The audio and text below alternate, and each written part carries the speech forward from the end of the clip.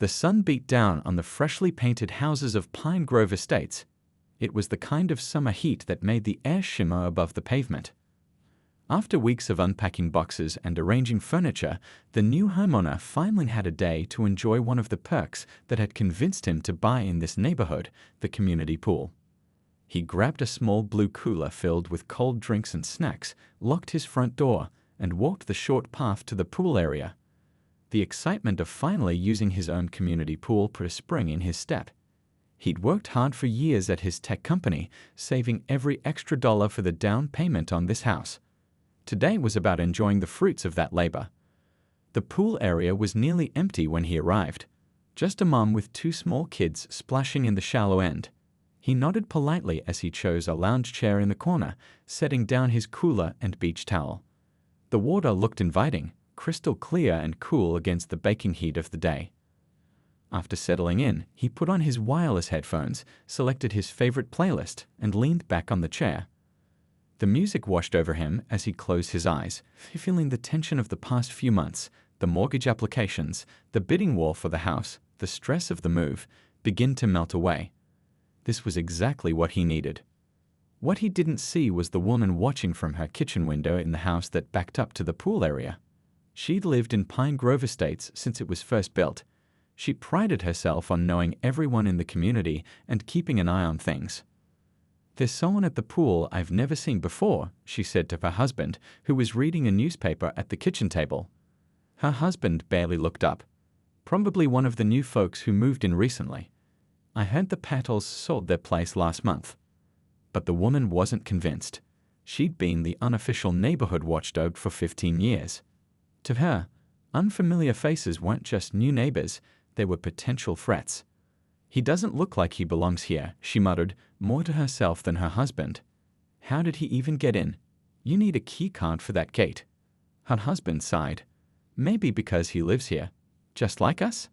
She ignored him, continuing to watch as the man at the pool took a drink from his cooler and returned to relaxing.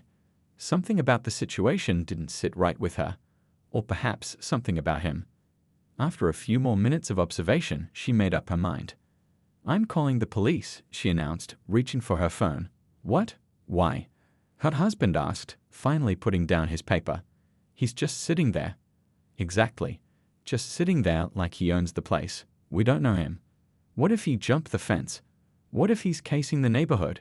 Better safe than sorry." Before her husband could object further, she was already dialing, turning away from his disapproving look. "Hello?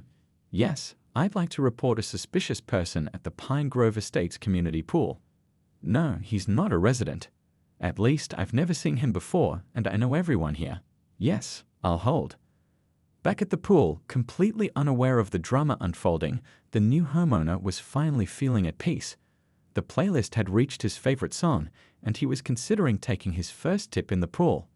The mom and her kids had left, leaving him alone in this little oasis. Perfect timing. He stood up, stretched his arms overhead, and walked to the pool's edge. The water looked even more inviting up close.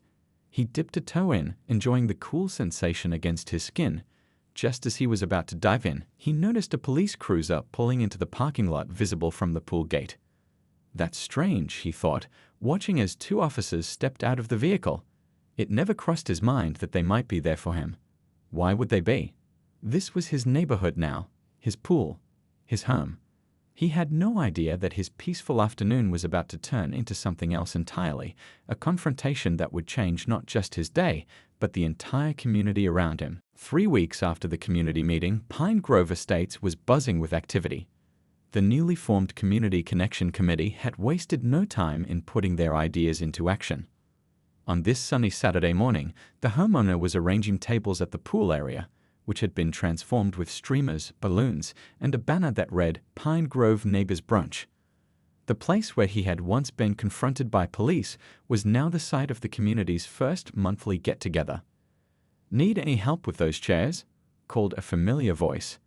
It was the woman in scrubs, carrying a tray of muffins. "Thanks, but I've got it," he replied, setting up the last folding chair. "Those muffins look amazing." "Family recipe," she said, setting them on the refreshment table.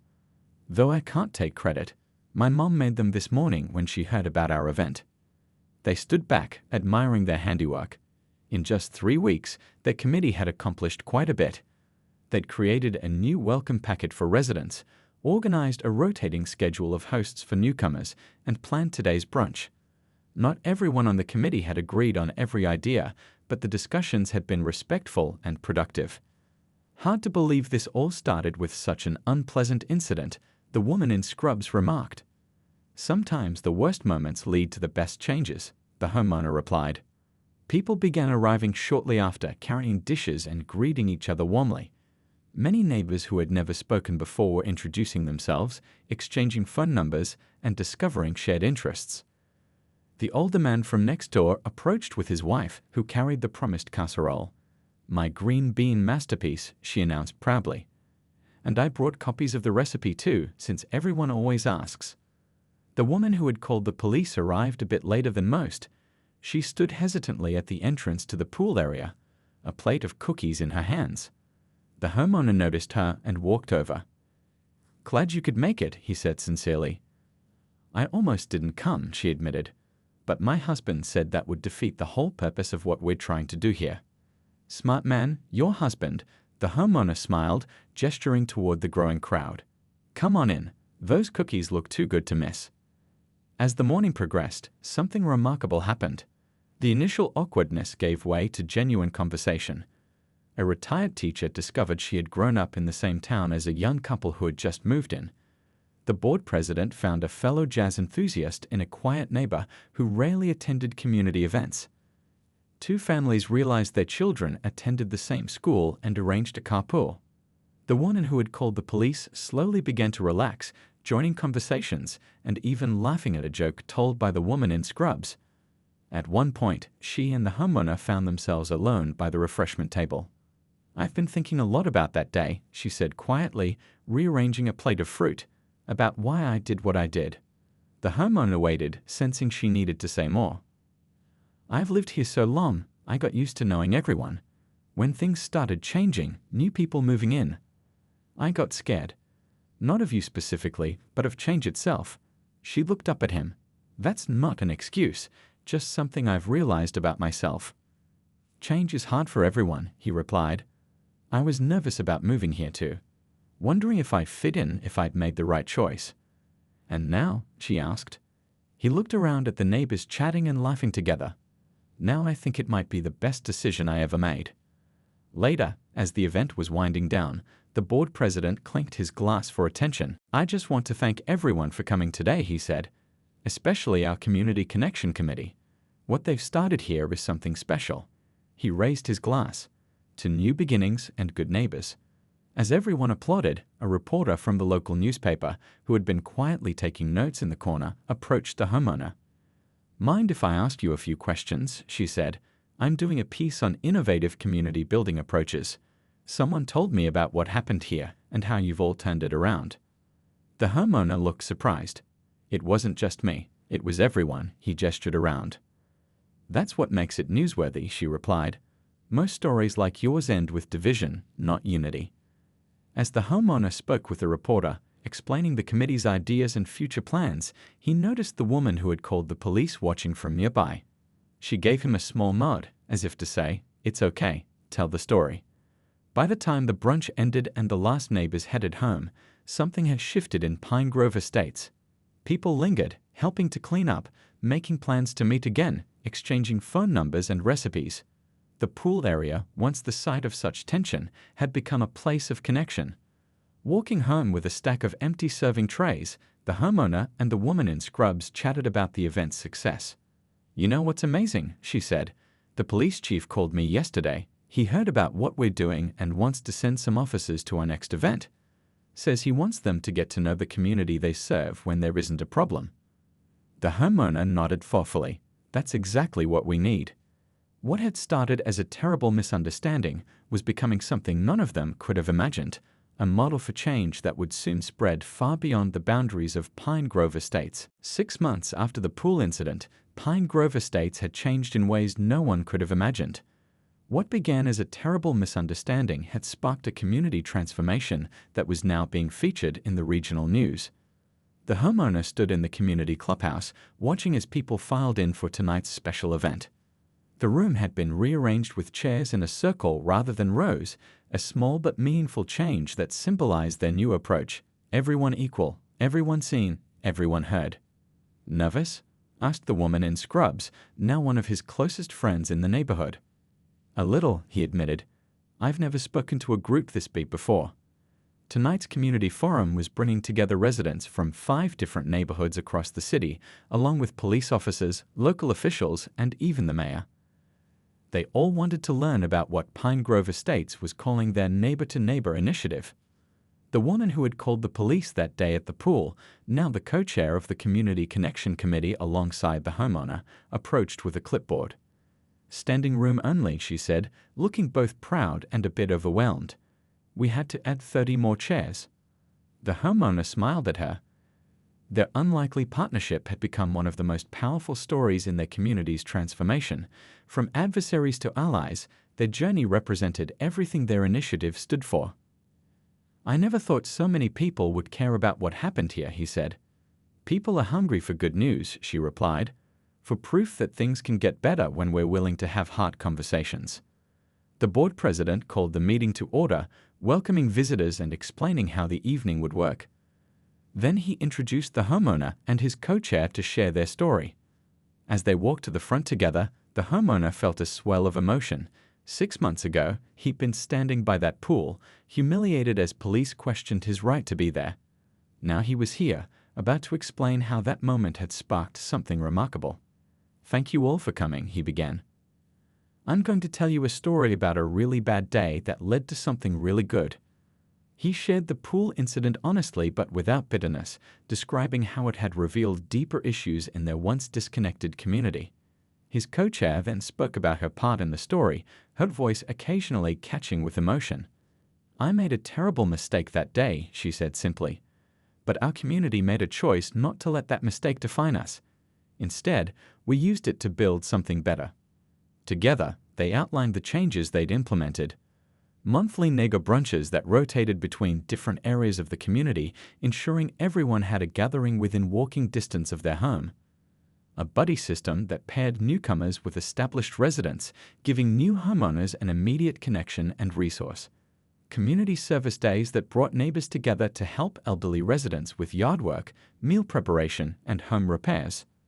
A partnership with the local police department that included regular coffee meetups with officers assigned to their area, helping residents and police build relationships before emergencies happened. Cultural exchange dinners where neighbors shared foods and stories from their diverse backgrounds. The mayor leaned forward, clearly impressed. "And you've seen measurable results from these initiatives." The board president stood. "We've tracked several metrics over the past 6 months. Reports of suspicious activity have decreased by 60%. Participation in community events has increased by 80%. And according to our annual survey, 93% of residents now say they know and trust their immediate neighbors, up from just 37% last year." A police officer raised his hand. "I've been patrolling this area for 8 years. The difference is night and day. People wave now. They know my name. It makes my job easier and more effective."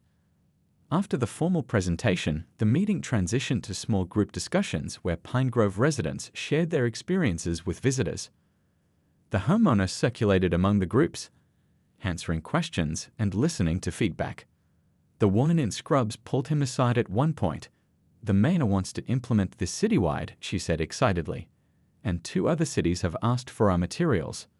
Later, as people were leaving, the older neighbor who had brought the casserole approached.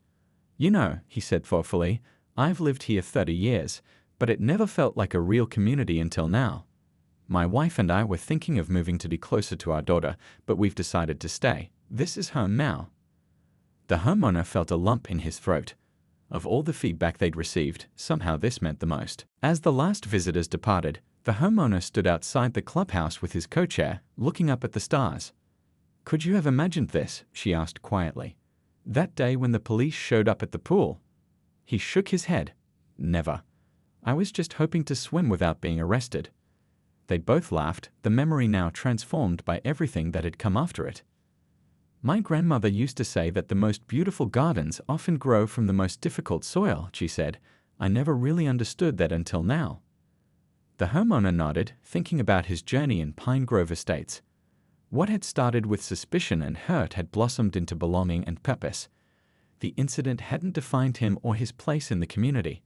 Instead, it had opened a door to something better, not just for him, but for everyone who called this place home. As they walked back toward their houses, neighbors called out greetings from porches and gardens. Children played together in front yards. Everywhere, there were signs of the connections that had been built over these months. The pool where it all started was visible in the distance, now a symbol not of division but of transformation. Sometimes, the homeowner reflected, the most important changes begin in the places we least expect, and from the moments we would never choose, but somehow find the courage to face together. The two police officers made their way toward the pool gate, their expressions professional but cautious. One was tall with salt and pepper hair, the other younger with broad shoulders. They punched in the code provided by the dispatcher and stepped into the pool area. The homeowner had just set his phone down on the lounge chair and was about to step into the water when he heard the gate click shut. He turned, surprised to see the officers approaching him. For a split second, confusion crossed his face, then understanding, followed by a familiar sinking feeling in his stomach. This wasn't the first time something like this had happened to him. "Afternoon, sir," the older officer said. "Mind if we have a word?" The homeowner nodded, stepping away from the pool's edge. "Is everything okay?" "We received a call about someone who might not belong at this pool," the younger officer explained, his hand resting casually near his belt. "Do you live in this community?" The homeowner felt his heart rate quicken, but kept his voice steady. "Yes, I do. I just moved in last week. My house is right over there." He pointed toward a tan two-story home visible just beyond the pool fence. "Do you have some ID on you, sir?" the older officer asked. The homeowner shook his head. "I just came down for a swim. My wallet's back at the house. I didn't think I'd need ID to use my own pool." He tried to keep the frustration out of his voice, but a hint of it came through anyway. "What about your pool access card? Residents need those to get in, right?" the younger officer questioned. The homeowner reached into the pocket of his swim trunks and pulled out a key ring. "I used this. It has the key fob attached." He held it up for them to see. By now, a few curious neighbors had noticed the police presence and were gathering around the pool area. An older man walking his dog stopped to watch. A teenage girl who had been heading to the pool with a towel draped over her shoulder stood hesitantly by the gate. And there, standing slightly back from the others, was the woman who had made the call, arms crossed tightly over her chest. "Can anyone here confirm that you're a resident?" the older officer asked, glancing around at the small crowd that was forming. The homeowner looked around too, but didn't recognize any faces. He'd been so busy with work and unpacking that he hadn't had a chance to meet many neighbors yet. "I just moved in," he repeated, feeling increasingly uncomfortable as more eyes turned his way. The previous owners were an older couple. I'd bought the house from them. The woman who had called the police stepped forward. "I've lived here for 15 years, she announced loudly. "I know everyone in this community, and I've never seen him before." The homeowner turned to look at her directly for the first time. "Because I just moved in," he said, trying to keep his voice level. "I closed on the house 10 days ago." "Where were you living before?" the younger officer asked. "Downtown, in an apartment. I saved up for years to buy here." The homeowner was beginning to feel like he was on trial, having to justify his presence at his own community pool. The older man with the dog spoke up. "There was a moving truck at that house last weekend. I remember because my dog kept barking at it." The homeowner nodded gratefully at him. "That was me. Big blue truck. I moved in last Saturday." The officers exchanged glances. The situation was quickly becoming awkward for everyone involved. The crowd had grown to about 8 people now, all watching the scene unfold with varying expressions of curiosity, concern, and in some cases, discomfort. "Look," the homeowner said, "I can go get my ID if that would help. My house is right there. 2-minute walk." Before the officers could respond, a woman in scrubs approached from the street. She had clearly just gotten home from work and had noticed the gathering at the pool. "What's going on?" she asked, then looked at the homeowner with a flash of recognition. "Oh, you're the new neighbor, right? I saw the moving trucks. You bought the Hendersons' old place." Relief washed over the homeowner's face. "Yes, that's right." The woman in scrubs turned to the officers. "He definitely lives here. The house with the blue door, corner lot. The Hendersons moved to be closer to their grandkids." The woman who had called the police shifted uncomfortably from one foot to another. The younger officer cleared his throat. "Well, sir, it seems there's been a misunderstanding." The homeowner looked around at the gathered neighbors, some avoiding his gaze, others watching with sympathy or curiosity. The woman who had called the police was staring at the ground, her earlier confidence evaporating. "I'm happy to walk with you to verify where I live," the homeowner offered, sensing an opportunity to diffuse the tension. "It's no trouble." "I think that would be a good idea," the older officer agreed, "just to put this matter to rest properly." As they prepared to leave the pool area, the gathering of neighbors began to disperse, but the buzz of conversation made it clear. This incident would be talked about for days to come. What none of them knew yet was that this uncomfortable encounter was about to take an unexpected turn that would change their community forever. The walk from the pool to the homeowner's house was only about 100 yards, but it felt much longer. The older officer walked slightly ahead, while the younger one fell into step beside the homeowner. The woman in scrubs walked with them too, having offered to help clear things up. A few curious neighbors trailed behind at a distance, including the woman who had made the call, seemingly unable to let the situation go. "I'm really sorry about this," the woman in scrubs said quietly. "This isn't how we usually welcome new neighbors." The homeowner gave her a small smile. "Not the welcome I expected, but at least I'm meeting people now." His attempt at humor broke some of the tension, but the uncomfortable reality of the situation remained. As they rounded the corner onto his street, the homeowner pointed to his house, a well-kept two-story with fresh landscaping and a new welcome mat that still had the price tag on it. "That's my place right there," he said. "I just put up those flower pots yesterday." As they approached the front door, the homeowner fished his keys from his pocket, the same keyring that held the pool fob Pete shown the officers earlier. He unlocked the door with a practiced movement that made it clear this was, indeed, his home. "Would you like to come in while I grab my ID?" he asked the officers. The older officer shook his head. "That won't be necessary, sir. The door key is pretty solid evidence you belong here." Just as they were standing on the porch, an older man emerged from the house next door. He was in his 70s, with silver hair and gardening gloves. "Afternoon," he called out, looking curiously at the gathering on his new neighbor's porch. "Everything all right over there?" "Just a mix-up," the younger officer explained diplomatically. The older neighbor nodded, then looked at the homeowner. "Say, I've been meaning to come over and introduce myself. My wife made a casserole for you, but we weren't sure when would be a good time to bring it by." This simple, neighborly comment, so ordinary and yet so at odds with what was happening, made the situation feel even more absurd. Here was one neighbor preparing a welcome gift, while another had called the police because she didn't believe he belonged. The woman who had made the call lingered at the edge of the yard, her face now flushed with embarrassment. The woman in scrubs noticed her and walked over. "You owe him an apology," she said in a low voice. "I was just being careful," the woman responded defensively. "How was I supposed to know?" "By introducing yourself first, maybe? Instead of calling the police on someone just trying to use the pool on a hot day." The exchange, though quiet, was overheard by the homeowner, who had exceptional hearing, something his friends always teased him about.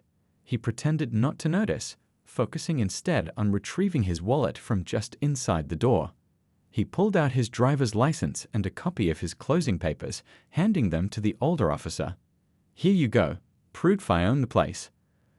The officer glanced at the documents and handed them right back. "Sorry for the trouble, sir. We're just responding to calls as they come in." "I understand you're doing your job," the homeowner said. Then, after a moment's pause, he added, "This isn't the first time something like this has happened to me." The simple statement hung in the air. No one spoke for a moment. The older officer cleared his throat. "Well, we won't take up any more of your time.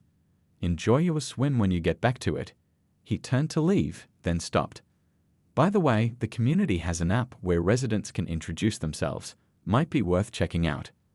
After the officers left, the homeowner stood awkwardly on his porch with the woman in scrubs, the older neighbor, and still hovering near the street, the woman who had called the police. "I'm having a small get-together this weekend," the woman in scrubs said suddenly. "Just a backyard barbecue, nothing fancy. You should come, meet some of the neighbors properly." The homeowner was surprised by the invitation. "That would be nice. Thank you." The older neighbor chimed in, "We'll bring that casserole over. My wife makes the best green bean casserole in the county. Won first prize at the fair 3 years running." As they chatted, the woman who had made the call finally approached, each step seeming to require great effort. She stopped at the edge of the porch steps. "I made a mistake," she said stiffly. It wasn't quite an apology, but it was something. The homeowner looked at her for a long moment. He could have responded in anger, could have made her feel worse than she already did. But instead, he simply nodded. "I hope next time you'll come say hello first." The woman looked startled by his measured response. She'd clearly been bracing for something else. "There's going to be a community meeting next week," the woman in scrubs mentioned. "Might be a good opportunity for everyone to get to know each other better." As they'd all parted ways, the homeowner went back inside his house. He leaned against the closed door and let out a long breath. What had started as a simple trip to the pool had turned into something else entirely. He wasn't sure yet if he was angry, sad, or just tired of these situations. What he didn't know was that this incident, uncomfortable as it was, would spark something unexpected in Pine Grove Estates, a conversation that was long overdue, and changes that would surprise everyone, himself included. Later that evening, the homeowner sat on his back porch with a cup of tea, replaying the day's events in his mind. The pool incident had left him with mixed feelings. On one hand, it was frustrating and humiliating. On the other hand, he'd met more neighbors in one afternoon than he had in the entire week since moving in. His phone buzzed with a notification. Someone had added him to the neighborhood group chat. Messages from various neighbors were already popping up, welcoming him to the community. It seemed news traveled fast in Pine Grove Estates. "Sorry about what happened today," read one message from the woman in scrubs. "Hope you'll still come to the BBQ on Saturday." He smiled slightly and typed back, "Wouldn't miss it. Should I bring anything?" The response came quickly, "Just yourself. But if you insist, we can always use more drinks." As he scrolled through the chat, he noticed the woman who had called the police wasn't part of the group. He wondered what she was thinking now, alone in her house. Was she still convinced she'd done the right thing? Or was she feeling the weight of her mistake? Across the neighborhood, that very woman was sitting at her kitchen table, a barely touched dinner in front of her. Her husband watched her with concern. "You've been quiet all evening," he said finally. "Everyone's talking about what happened today," she replied, pushing food around her plate. "I can feel it. The neighbors, they think you made a mistake," her husband finished for her, "and you did." She looked up sharply. "I was trying to protect our community." "From what?" "A man using his own pool." Her husband's voice was gentle but firm. "You know, when we moved here 15 years ago, the previous owners of our house left because they didn't feel welcome." She set down her fork. "That was different." "Was it?" He let the question hang in the air.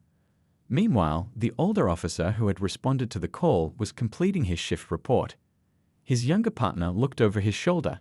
"You writing up the pool incident?" the younger officer asked. "Just finishing it," the older officer replied. "Not the first call like this I've handled.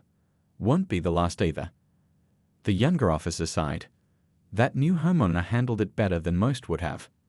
He said it wasn't his first time dealing with something like this, the older officer said thoughtfully. "Makes you wonder how many times a person can go through that before they stop handling it well."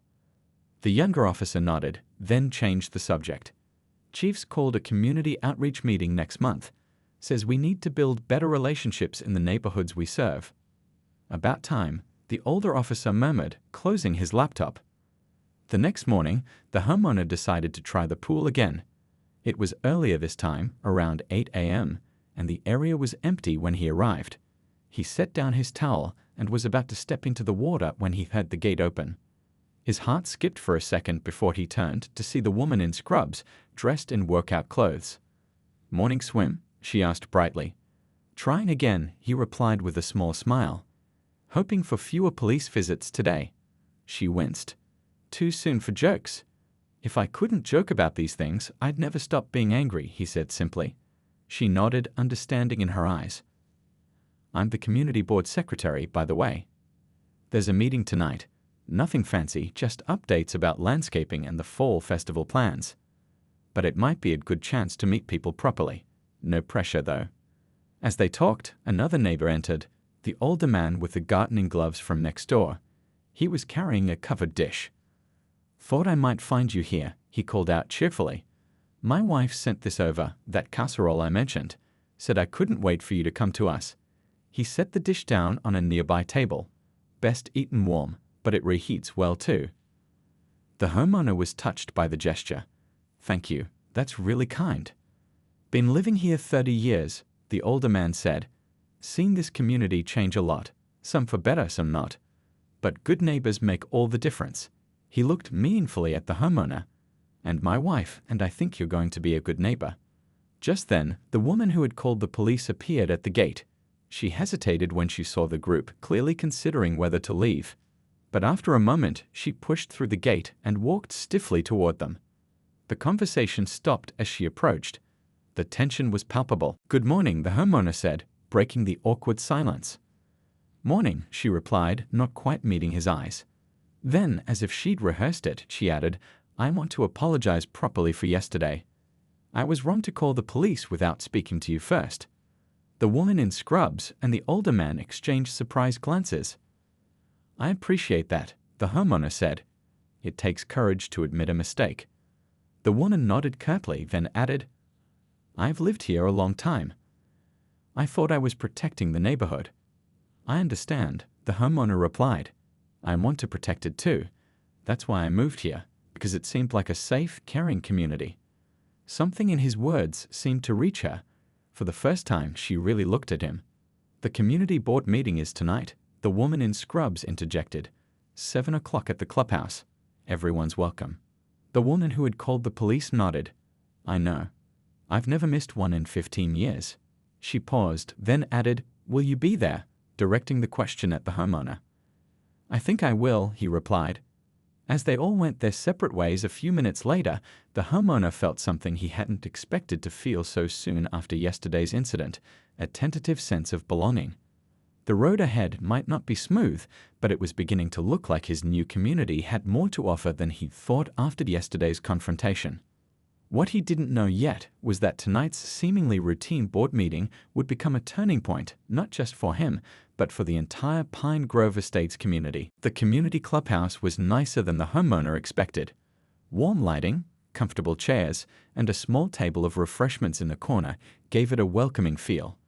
As he walked in that evening, he felt eyes turned toward him, some curious, some friendly, some still uncertain. The woman in scrubs waved him over to an empty seat near her.